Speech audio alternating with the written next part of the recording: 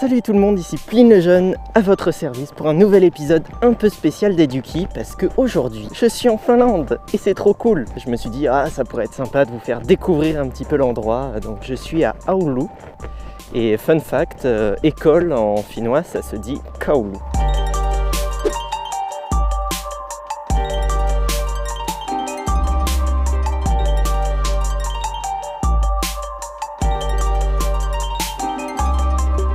Ah, la Finlande, ce fameux pays dont l'éducation est devenue célèbre suite aux résultats des enquêtes PISA.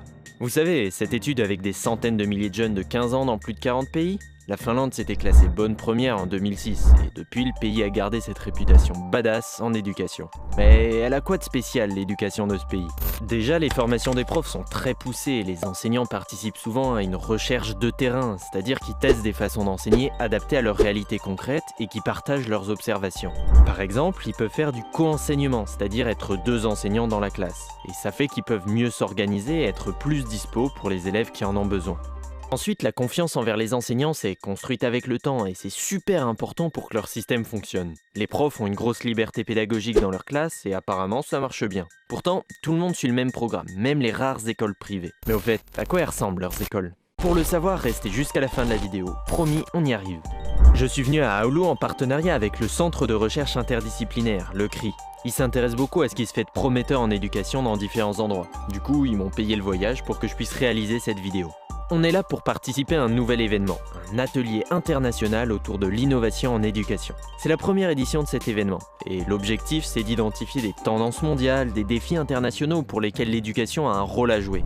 Concrètement, on voit des changements se dessiner dans la société. L'idée de l'atelier, c'était de réfléchir ensemble à la place de l'éducation pour accompagner ces changements. Réfléchir à partir d'une tendance comme le développement de l'intelligence artificielle et penser aux implications sur l'éducation. Le fait d'avoir des participants de divers pays, c'est franchement classe. Ça permet de s'appuyer sur des expériences différentes et de croiser les points de vue. L'événement a été organisé notamment par Elina à l'université de Oulu.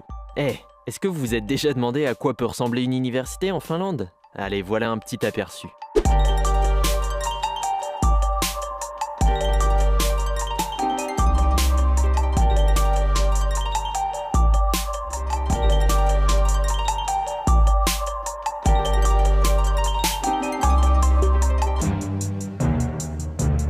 L'atelier a commencé par des petites interventions sur les défis et les tendances qu'on remarque, et ça permettait en gros de nous donner le contexte, et commencer à nous faire réfléchir sur différentes façons de percevoir ces tendances mondiales. Derrière, pause café.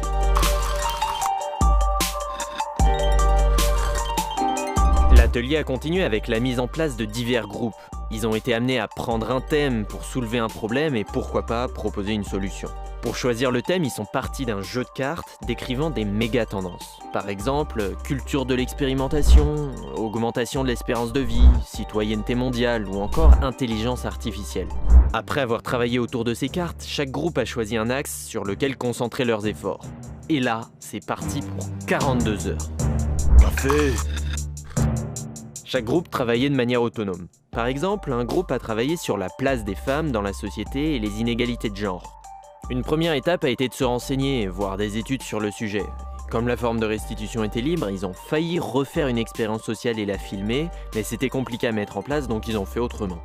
Quelle place l'éducation peut jouer dans le progrès social? C'est une question qui s'est posée avec différents angles selon les groupes, entre la quête de sens et la place des médias sociaux par exemple. Ce qu'on retrouvait en tout cas partout, c'était le café.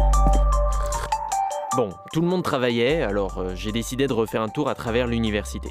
Ils ont un Fab Lab, ou laboratoire de fabrication. C'est le genre d'endroit avec plein de machines trop cool, que ce soit pour faire de la gravure ou du découpage laser et plein d'autres choses. C'est pas badass ça? L'université a aussi un espace sieste, parce que voilà. Pourquoi on n'en a pas nous? Ils ont bien sûr différents espaces de travail, comme ça chacun peut trouver une place qui lui plaît. Au bout des 42 heures et après beaucoup de café, on a eu droit aux présentations. Un PowerPoint, des micros et quelques surprises de certains groupes. Des volontaires ont participé à une expérience où on donnait plus de bonbons aux hommes qu'aux femmes. L'idée dans l'expérience d'origine était d'étudier leur réaction face à l'injustice. Avec un autre groupe, une histoire a été racontée avec toute l'attention des participants. Les présentations et les échanges se sont succédés, et après 2 grosses journées de travail, chacun a pu profiter d'une synthèse sur le sujet des autres. Et maintenant, c'était la première édition de cet atelier international.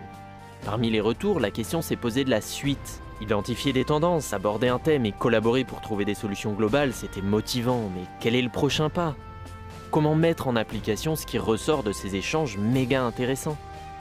Des questions qui seront répondues, j'espère, lors des prochains événements du genre, que ce soit en Finlande, au CRI en France ou ailleurs. On aura en tout cas appris par la pratique qu'avoir des points de vue issus de différents pays est très instructif. Si la Finlande peut inspirer la France, l'inverse est vrai aussi. Chaque pays a quelque chose à apporter à cette réflexion sur l'éducation, et chaque personne a son mot à dire. Alors, si on le souhaite, à nous de mobiliser notre intelligence collective. On n'oublie pas un truc?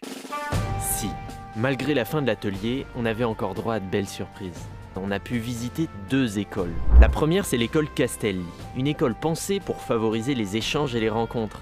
Les architectes se sont appuyés sur les recommandations de nombreux éducateurs qui tenaient compte de la recherche. Ça fait que cette école a notamment de nombreux espaces ouverts. La deuxième est l'école associée à l'université de Oulu. C'est une école laboratoire, comme il en existe plusieurs dans le pays. Les écoles laboratoires sont des lieux d'expérimentation pour réaliser des recherches qui bénéficient aux enfants. Elles mélangent de la pratique, comme des écoles normales, avec un côté plus dynamique et une ouverture aux chercheurs. En Finlande, c'est un passage obligé pour les futurs enseignants. Ils pourront du coup explorer et participer au développement d'une recherche sur le terrain. Avec les quelques étudiants du CRI venus eux aussi participer à l'événement, je crois qu'on repart tous avec quelque chose. Des idées et des questions, des rêves peut-être. On espère pouvoir revenir en France et partager notre expérience et nos réflexions. Qu'est-ce qu'on pourra construire avec nos spécificités locales et nationales, avec nos défis et nos problématiques?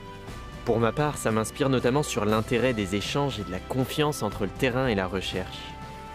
Et finalement, cet atelier international, ce serait pas un premier pas pour la construire, cette société apprenante?